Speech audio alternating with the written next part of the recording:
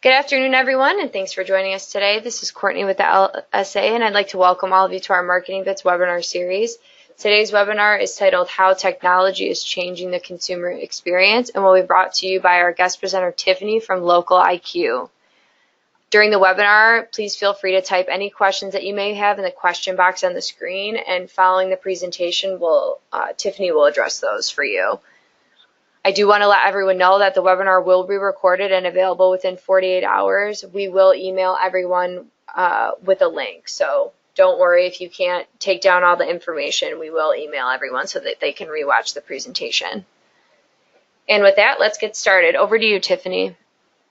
Thank you so much, Courtney, and welcome everyone. I just wanted to say thank you so much for taking the time today to come and hear about how technology is shaping the consumer experience. I know all of us today are using technology more than ever, and I think it's really interesting to think about how that can impact our business and marketing. So a little about me.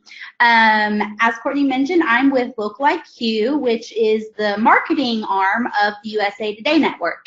And we work with local, multi-location, and even national brands across the country to help them reach local consumers through marketing and storytelling that helps them grow their businesses. So very excited to be here with you all today and talk about some interesting ways that we can do that. I want to make sure if you guys are Twitter users that you know how to tweet this webinar. So the hashtag for the webinar is BitzWebinar with a Z. And I have my Twitter handle, T Monholland. That one's a little bit hard to spell, so you can easily use LOCALiQ or MarketingBitz to follow along on the conversation. And I know LOCALiQ is going to be sharing a few of the stats and resources that we talk about on the call today, and I will do that as well. So just wanted to let you know how to follow along on Twitter.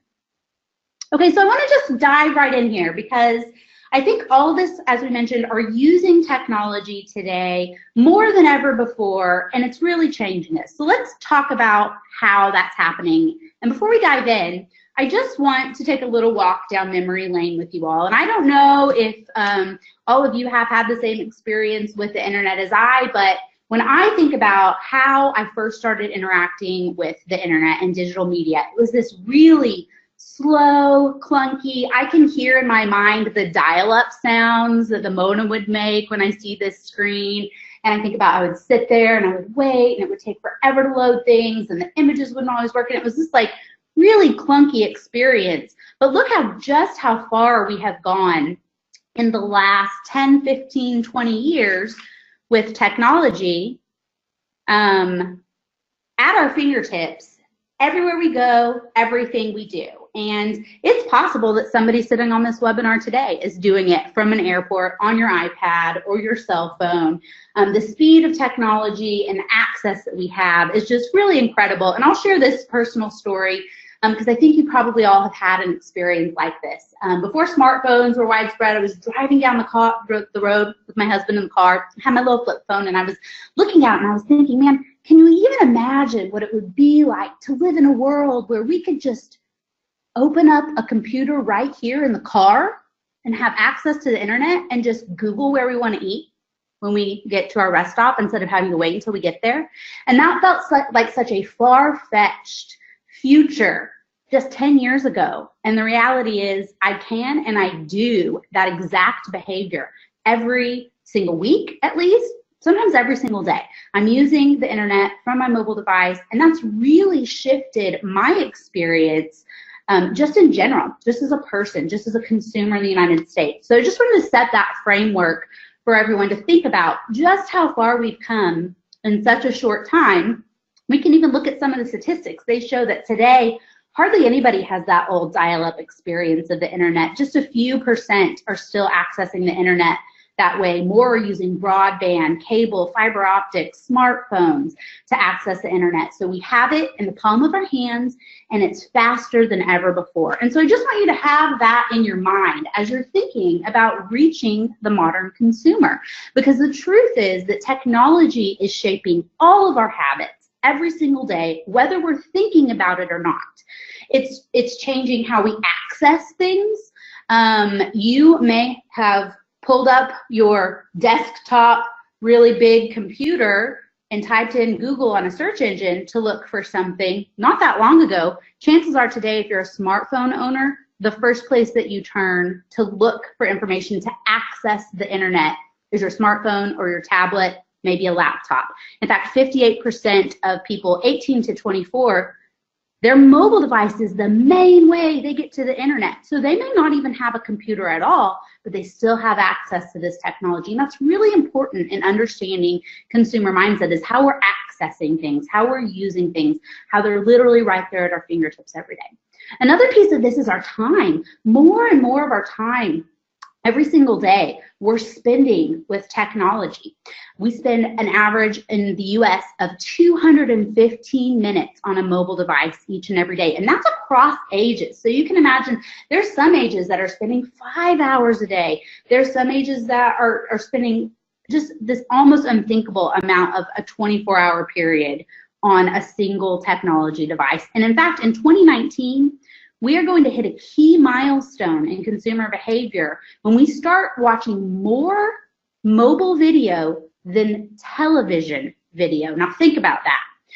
Think about how 5 years ago, even right now, we might think, wow, the really big brands make it when they can afford a television spot, when they can afford a TV ad. When my competitor down the street can advertise on TV, he has a leg up on me.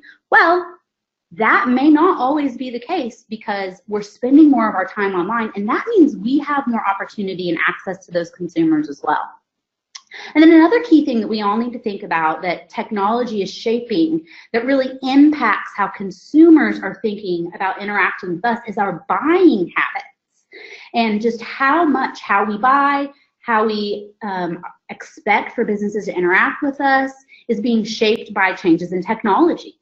84% of people research a purchase in a store from their mobile device. And I've done this. I've sat in the grocery aisle and I've been like, I don't know if I'm going to get this or that, and I'm going to Google it. And that's for a purchase that's less than $5 of my consideration. So just think if I'm looking to buy shoes, or I'm looking to renovate my home or do something like that, I'm going to be using this technology to help inform what I'm doing. And so I think what we need to think about as businesses, marketers, professionals, local business owners, whoever you may be on this call, are all of these things that are changing in consumer behavior, are they shaping my business and my marketing? And we're going to talk today about some really practical tips and insights that you can use. I want everybody to leave this webinar with a takeaway, with something I could literally turn around and do 5 minutes after I get off of this call, that can help me leverage the insights of these technologies, whether it is a change to my marketing, or maybe it's just a change in the way that I'm doing my business. All of these things can help me be competitive and be differentiated, and there's just a really lot of practical things that we can do with these trends in mind. So the first thing I want to talk to you guys about is 5G, which, if you're paying attention to the news, if you've been paying attention to things like CES, which is the Consumer Electronics Symposium, South by Southwest, there are things like this where what is next in technology is on the forefront of everyone's minds. 5G has been a really, really prominent driver of what we're thinking about is coming next in consumer technology. And so I think it's important for us all to keep that in mind. So here's how I'm thinking about 5G when it comes to local business. The speed of speed is increasing. And here's what I mean by that. Within the next 5 years, 5G connections, which that 5G is basically saying this is how fast I can access the internet or how fast I can use information. We think about 4G on your phones, right? This is how much bandwidth and information there is that I can use and access. 5G connections, right now, not super widespread today, but they are coming very, very quickly, and within just 5 years, they're going to grow by 400% and hit the mainstream, if not faster. And so if you think about what we just talked about, it was going from dial-up to kind of the 4G world. That took a little bit of time, 10, 15 years. There's a few people still in dial-up world. But within just 5 years, the speed of consumer technology is going to be exponentially faster. So not only is everything fast, but it's getting faster. And this has a lot of implications for our businesses. It's going to mean some things for technology. You're going to see things like augmented reality and virtual reality multi-channel video, just some technologies that we don't see very widespread right now because they have a lot of bandwidth involved. They're going to become mainstream very quickly. And here's another thing that I think is important for us when we're thinking about speed. This is the theme, speed. About half of households in the US right now are subscribers to Amazon Prime, and that means they have access to free 2-day shipping on millions of items. And I know that's a retail statistic. Everyone here may not be in the retail business, but it's important for us to understand the expectation that that type of a consumer reality creates in your potential customers. When I can pick up my mobile phone, search for a product on Amazon, and have it at my front door in 48 hours, I don't want to wait for a local business to take a day or two to call me back to set an appointment to come out to my house 2 weeks from now. I've moved on. I have made my purchase decision by then. The speed of my expectations is increasing as a consumer. And so what this takeaway is that you really need to think about and stay up to speed in your business in whatever ways you can. And there's a lot of different ways that this can apply. That may seem like a really intangible thought, but I want to give you some practical thought patterns, some things that you could think about that you could increase your speed and better connect with the modern consumer. You could look at your call handling, for example. Whenever someone contacts your business via phone, do you have someone there to pick up the phone, or is it going to voicemail? How long does it take for you to reply to voicemail? For most local businesses, the phone is one of the primary conversions that they have. It's super, super valuable. It's closest to the dollar. It's what's going to connect them with making that sale. But how many people have voicemails sitting there unattended, or they're leaving the consumer hours, if not days, before they reply, and they're just leaving that potential sale on the table? Because if I have a business who calls me back within an hour or two, I'm probably just going to go with them, right? So that's just one example. We can look at things like automation that local businesses can use, so that you can look at things like lead experience, using technology to help you solve that problem of phone calls. Do I know if I've contacted these people yet? Customer management software. It's all sorts of software tools that we can use that can help automate the speed.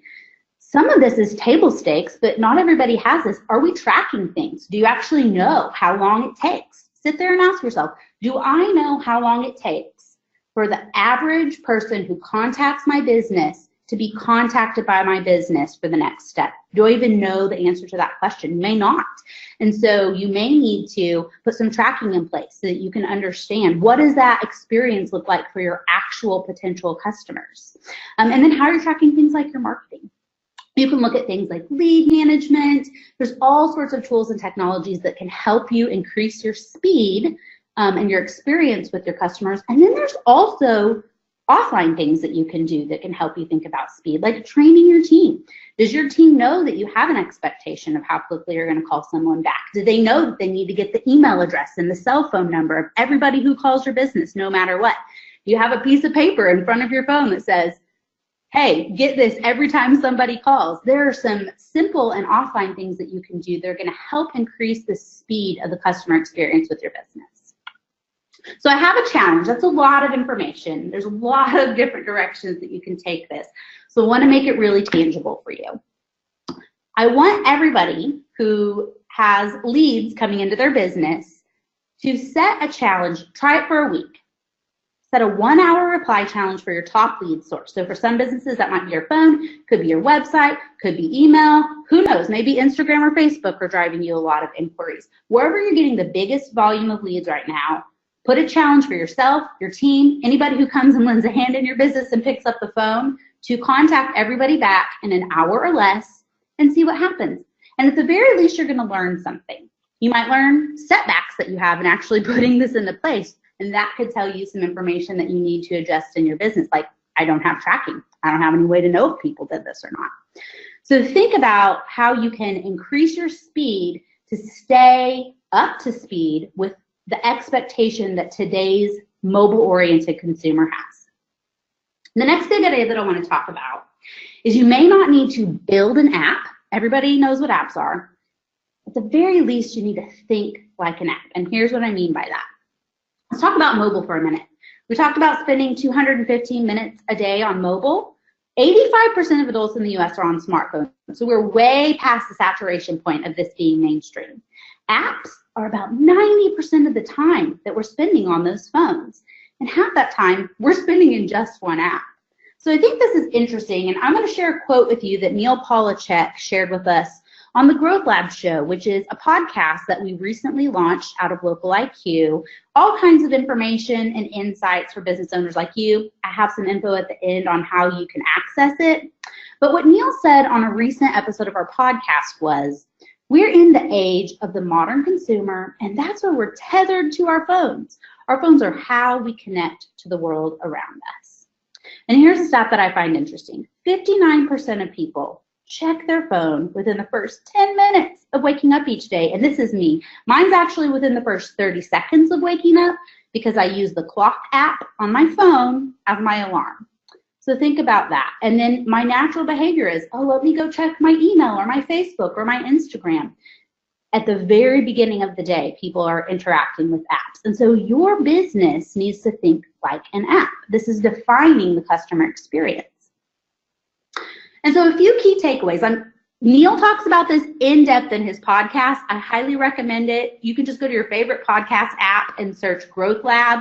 Check out the episode called Think Like an App with Neil. He's got a whole bunch of takeaways. But a couple of points that he shared that I just wanted to reshare with you was this concept that apps don't need to go to sleep, right? They're online all the time. In fact, in the middle of the night for some people. And your business shouldn't go to sleep either. And what I mean by that is, what are ways that your business can maybe capture leads from somebody after hours? What are ways that your business can respond to people in a more timely way? One example that Neil gave in this is thinking about text. There are services out there that allow you to, text back and forth with consumers, maybe through your website. So if your office is closed, but you're home and you get a text in from a customer who's interested in booking an appointment, you could reply back to them, or you could have someone on your team who could reply back to them at 9 or 10 o'clock at night if you wanted to. So there's a lot of technologies and tools out there that help you as a local business access some of these tools and technologies that the bigger companies have that make them a 24-hour presence. Another one is live chat. It's a very popular tool that you can put on your website so someone can, not you can pay to have someone else kind of moderate a chat on your website so someone, no matter what time of day, could get an inquiry from a consumer. The next tip under Think Like an App that I want to share is not to be afraid to ask for feedback. And this really goes into the app mindset, right? Apps will ask you to leave a review. They're rude about it, okay? They just pop up in the middle of your experience. Hey, are you liking this app? Please rate or review it. Well, consumers are used to that, and they understand innately the value of leaving feedback, negative feedback for sure. If you've ever seen a negative review about your business, you understand that people innately see the value of feedback online. That's why you shouldn't be ashamed to be aggressive in asking happy customers to leave you reviews or ratings on sites like Google. And then another thing that you want to think about in terms of thinking like an app is to make the experience personal for your customers. And again, this could translate in a variety of different ways for different businesses. But when I go onto Facebook, my news feed is completely unique to me. That's one of the apps I probably spend most of my time on. It knows what I've liked, it knows who I've interacted with, it knows the videos that I've watched, it knows my favorite pages. It's going to suggest things like that for me. It's this uber personal experience. And so we as local businesses need to be thinking about, well, what can I do to create a personal experience that maybe is different than what a large customer could do? It might be as simple as remembering the name of my customer, or when I remember it, I say, hey, Sally, nice to see you today. How's the dog? Those things may seem old school or old fashioned, but in fact, they're more important than ever before for people who expect this personalized experience. And I truly believe that local businesses have a huge opportunity to differentiate themselves through personalized experiences that the big brands out there just don't have the ability to touch because of their scale. So think about, how can you personalize the experience for each customer? Okay, so I have another idea to steal. Write this one down. This is something you could do literally right now. Don't do it right now because I have a lot more coming. But right after you get off of this call, you can pick up your smartphone, open Google Maps, and do a search for your business. And this is going to share with you information about your business that's on a prominent app. And then what do I need to do about it? Maybe I need to go update my Google listing. Maybe I need to claim my Apple Maps listing. There's a lot of different things that can tell me, but there are apps that are out there right now that are sharing information about your business or that are missing information about your business. And this is a practical tip that you can take to sort of start that journey of thinking like an app. All right, the next thing I want to talk to you about is automation. Automation makes human touch points a big differentiator for local businesses. And this follows really closely from talking about a personalized experience. But automation is being adopted by businesses large and small across the world. About 87% of marketers worldwide are using automation right now, or they're planning to soon. And actually, consumers don't dislike automation. A majority of them think automation has made products and services more accessible and life easier. It's easier if I get an automated follow-up from my dentist, hey, you have an appointment coming up, than me forgetting that I had it because I put it on a Post-it note or a little takeaway card that's in my wallet. So automation has a lot of pros for consumers, but it's presenting some challenges for brands. And the number one thing keeping CMOs of large companies up at night right now is, how do I establish trust between the brand and the consumer, because there's so much automation in our experience. And so I want to share this quote with you from Brian Kramer. He was also a recent guest on the Growth Lab show, and he was talking about how to humanize the experience. And what he said really stuck with me. There's nothing wrong with automation, but there need to be human touch points in between in the right moments. Human moments where people feel connected to your brand like they're not working with a machine. And I don't know about you, but this has happened to me before. Like this one gets my blood going, you know, when you've been stuck on an endless phone loop with a really big company and you've pressed 2 45 times and well, it was 7 and you got hung up on and you had to call back and you just need to talk to a person. And that's where you get to with a lot of this automation. Oh, I just wish I could just talk to a person. I just wish my local bank teller would pick up the phone instead of me spending 15 minutes diving through prompts. And so this is actually, when you think about it, a really big place that you can differentiate your local business by creating unique touch points. And I'm going to talk about my dentist again, because I love my local dentist. When we moved to our new house a number of years ago, I tried 4 different dentists, I kid you not. I Googled and I looked at reviews and I asked referrals, and I really struggled to find a dentist that I liked, and tried the big box dentist. I tried every single thing. And I finally had a referral from a friend for a local family-owned dentist, and I love them so much. They send me a handwritten thank you note on my birthday every year. I've referred countless friends and colleagues to them. But this is a place just to think about as an example that that's a real differentiation point that creates loyalty and just this sense of belonging and a sense of a different, more personal experience that I want, because so much of the rest of my life is being driven to me through automation. So here's what you need to think about as a local business owner. Focus on the things that the big companies can't do. What can they not make human, and how can you? And this is another episode of the Growth Lab show called Human to Human that you should definitely check out. He's got a lot of great tips there. But I think here's an example of a way that you can do that. Just a really practical example. So another idea to steal. If you've got a smartphone with a camera, which chances are a lot of you do, take a few seconds. Go get the list of your most valuable customers, or maybe you know them off the top of your head. Who are the people who have been with your business the longest that you really appreciate? And I want you to just sit down and create a unique video for each of those top 10 customers, maybe just even 1 or 2 or 3. Sit down, 10, 20-second selfie video, email it to them, and just say, you know what, I just want to express my gratitude. How grateful I am for your business, how much it means to me, how you have helped me achieve my dreams of, you know, sending my kid to college, or, you know, growing this family business. It means the world to me. Thank you. And record it, hit send, and sit back and watch what happens. This can be really informal. You don't need to have a ton of production time on videos anymore. We see these selfie videos on social media all the time. So just be informal, create a quick thank you video. I'm gonna tell you, somebody did this for me the other day after listening to that episode of that podcast, and it just really changed the course of my whole day. I felt awesome about myself that I had helped this person receiving this kind of a thank you video, and I just also appreciated them so much, and it was truly differentiated experience. So the next thing that I want to talk to everyone about is how today it's more important than ever to really know who our target customer is and what they're doing online. And here's what I mean by that. So we're talking about consumer technology.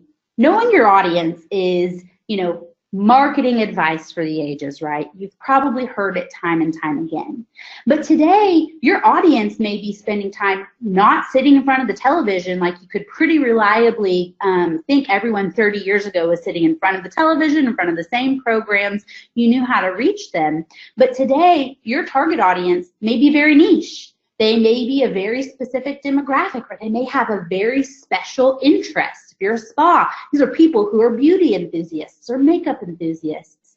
So think about who my audience is and why I need to know them. Things like this stat blow me away. I heard a couple of weeks ago that the site that most teenagers turn to today when they want to search for something is not Google search engine. They go to YouTube. Because they don't want to read an article, they want to watch a video or see someone do something. How to paint a wall, they want to go to YouTube and watch somebody, here's how you do it, and you tape it, and they know that information is going to be out there for them. And so I wouldn't have expected that. I would have assumed Snapchat or Instagram or some new thing that I've never heard of before is where most of the teenagers are. No, they're on YouTube, and there are so many ways that your local business can reach them if that's your target audience. So just dig into your target audience. There are lots of stats that might surprise you if you looked into them. 71% of people over 50 are on social media sites. That may or may not be surprising anymore, but at one point in time, that probably would have been a surprising stat. Lots of people who are not in their 20s are using dating apps. I wouldn't have expected that. That shows this different consumer mindset. And then again, the mobile is the primary way that a lot of people are accessing the internet. So the point here is not what these stats are, but what they represent, that it's so important to understand your target audience and how they're spending their time online. So here is my takeaway for this section. I want you to actually go talk to your customers about how they're using technology, about how they're using the internet, about how they're using their mobile device. What apps are you using right now? What new gadgets? Hey, do you have one of those new Google Home or Dot or Alexa? Are you using that? Are you just listening to music? Are you looking information up, recipes? How are you using that? All of you are looking for opportunities to connect with consumers and customers when they come and interact with you. So if you have the opportunity, if you're in the type of business where you're interacting with your customers on a daily basis, use this as your talk track for a while and try to actually understand where they're spending their time or what programs they're interested in. Or are you Hulu or Netflix? Like, where are they? What are they doing? Because I think that's going to give you a lot of interesting aha moments about how you then can go connect with them there, maybe in different ways than you're trying right now. Okay, I want to hit really quickly on artificial intelligence, augmented reality, and virtual reality, because these are a couple of consumer trends that probably you're hearing more about in like gaming or big data, things like that. But the fact is that with artificial intelligence, there's actually a lot of ways that local businesses can leverage artificial intelligence, and it doesn't mean that you need to go hire a big data scientist to implement AI for your local business. But it might mean that you want to evaluate software or even services that you are purchasing and ask, hey, are you guys using AI to make this better or faster or better leverage my customer data? And I'll give you an example here. We're actually using AI in our ad creative for LOCALiQ to help us understand. We have all of these thousands of ads that we're creating. By using machine learning and AI on those ads that we put on our network, we can see what's working because we can measure who's clicking on this. And then AI can do an analysis and say, that's because there's a really big graphic here, and that converts really, really well for this type of business. So there are tools, all that to say there are tools and technologies out there that are going to help make a better investment of your marketing dollar, that are going to help make a better use of your time if there are tools that are relying on AI to help, like with marketing automation and things like that. So AI, I think, is at a place where there's a lot of services and solutions that local business owners, you may already be using, and you may or may not know that AI is helping you get great results there. So I think AI, that's how I would think about AI for a local business. Things like augmented reality and virtual reality, those seem really still far-fetched and way off to most of us. We see this is the old school goggles, but we're looking into the future. We're peering into what's in the future, and so we see people in these weird AR headsets and VR and all this stuff, and it seems kind of gimmicky. But the truth is that these are going to become more integrated and more seamless. Think about your old phone and now your smartphone that you have today. Think about how fast you went from your flip phone to your smartphone. And that's going to happen with new technologies, thanks to what we talked about earlier, which is the coming of 5G and the amount of this just sophisticated technology that we're going to start having access to in the next handful of years. So we just need to be thinking and keeping our eye on those things, keeping in the forefront and looking, what are the big businesses doing? How can I do that? Or how do I differentiate myself outside of that? These trends might mean that it's going to be even more important than ever for those in-person, humanized touch points for local businesses, because people are spending so much of their time in virtual reality. Who knows? So I think there's a lot of interesting stuff to think about in terms of what's next. But the big key here is, in all of this, consumer technology behavior is changing. How we use technology is changing. And that really should inform your marketing. So if you haven't sat down and thought about what are these changes that I, as a user of technology, have experienced, what are those changes? How do those change my expectations of how I'm working with businesses, and how should that shape my marketing? I think now's the time to sit down and have that conversation with yourself, right, or your marketing partner, and really understand what that could mean. Here's a tangible example. 46% of voice assistant users, those people using voice assistant devices, are searching for local business information every day. So it may seem like a trend. You may or may not have a smart home device. That's fine. But of the people who do, almost half of them are looking for information from a business like yours every single day. And if you didn't know that, I think that can be an aha moment to say, how am I showing up there? You know? And so this means that I've got to align my marketing with consumer behavior. And here's my big takeaway from this slide. What I want everybody to do here that's a local business is to sit down and do a voice search related to your business. So if you have a smart home device, go ahead and ask it a question. If not, chances are your smartphone has Siri or another smart assistant. And sit down and ask it these two questions for your business, because these are two really popular types of searches that happen via voice search that are relevant to local businesses. The first one is, what are the best blank near me? What are the best home remodeling companies near me? What are the best shoe repair stores near me? What are the best massage parlors near me? Look that up and see what happens. And I don't want to give all of it away, because I think it's going to be a really interesting experience. If you haven't tried this yet, try it out and see what happens.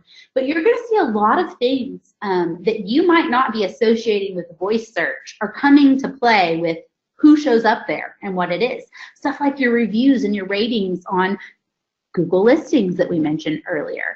Stuff like content that you may be producing or that your competitors may be producing. And then the other one that's really popular is this how do I query. A lot of you think people walking around their home, hey, Alexa, how do I, I don't know, fix the kitchen sink? How do I get this clog out of my bathtub?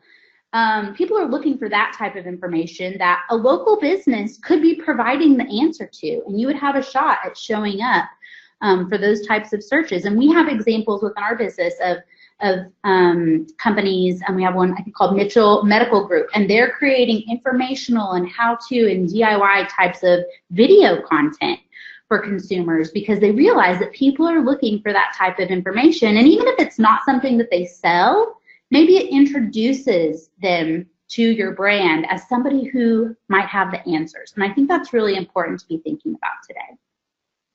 So this leads us to this question. How are you reaching consumers across their journey? When we look at the data, we see that there are about 10 digital and offline touch points before a typical local purchase decision is happening. And they look kind of like this.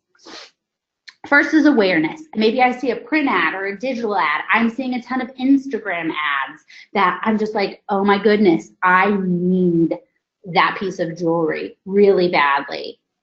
And then what I do is I go and search for it. I may be searching for my mobile device. This actually happened a couple of weeks ago.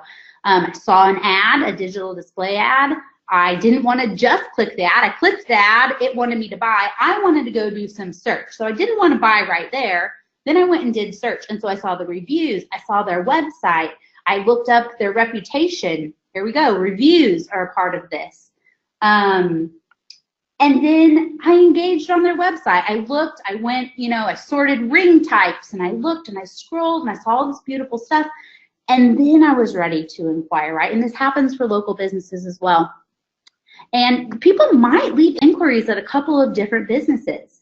I mentioned we're looking at doing some home remodeling, and that is a very time-consuming process for a consumer to think about.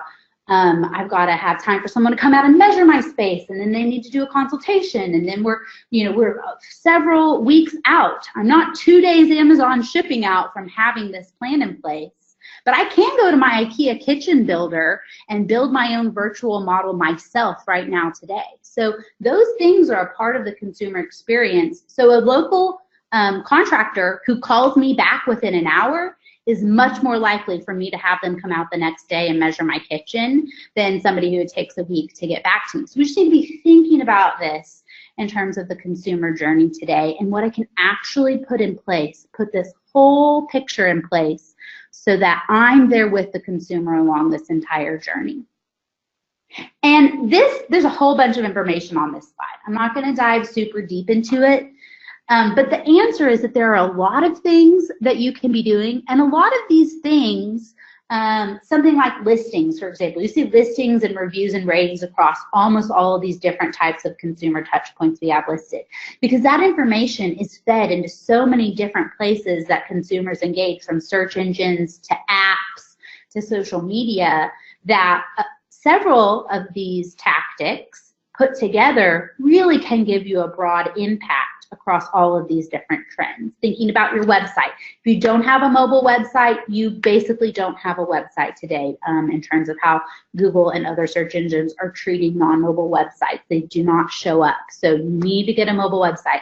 You need to get listings and reviews in place. So that's table stakes for feeding information into apps, for having a good reputation about your business, that people 84% of them are searching before they make that in-store purchase, so that people see positive information about your business online.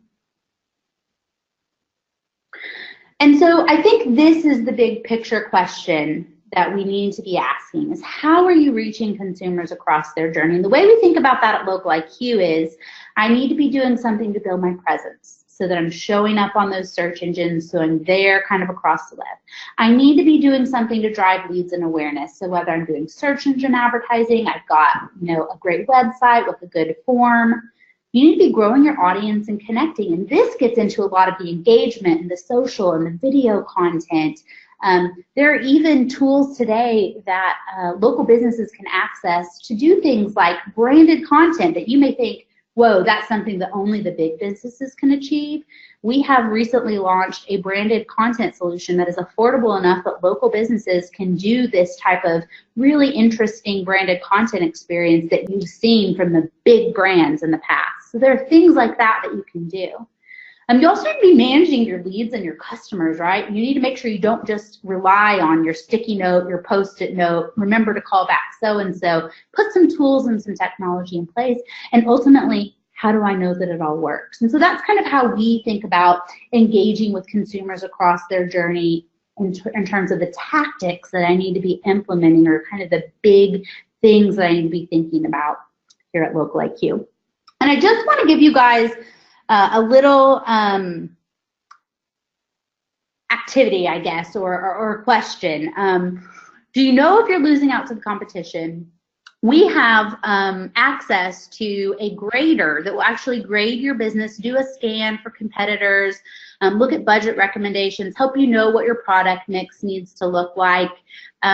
We are using that now with businesses just to have a conversation. We just want to have that conversation with you and say, what does it look like for you? Whether we're the provider that helps you out with that or not, we want to start that conversation and arm you with all of that information. So you can access that on LOCALiQ.com and schedule an appointment for a greater consultation so that if you're interested in getting this kind of an evaluation, we can help you with that. So that was a lot of information, and I want to make sure we have some time for questions at the end. So real quick, I'm just going to do a quick recap on those tangible ideas that I promised at the beginning. So now is the time. If you know how to take a screen capture, take a screen capture of this slide or jot these down real quick. They are going to send this deck out as well, so you can have access to these, or the recording of this rather, so you can have access to these tips. Set a 1-hour reply back challenge to your top leads. Look for your business in Google Maps at the very least. See if your listing looks right. See if you have a 1-star or a 5-star reputation. Just check it out for your own information if you don't know. Do something different with your customers you have right now and thank them with a video to humanize your brand and just reinforce their loyalty to you as a business. Do a voice search related to your business on your smartphone or your smart home device. Ask, what's the best blank and how do I? See what happens.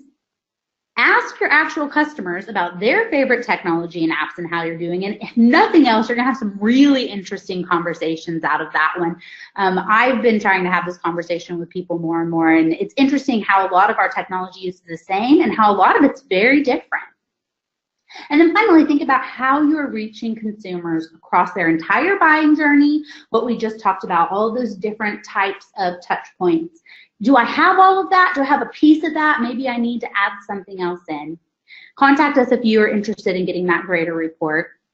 And then I just want to leave you with a little bit of information about how you can connect with us if you're interested in the information and resources that LOCALiQ has for local businesses. I've mentioned a couple of times on here our podcast.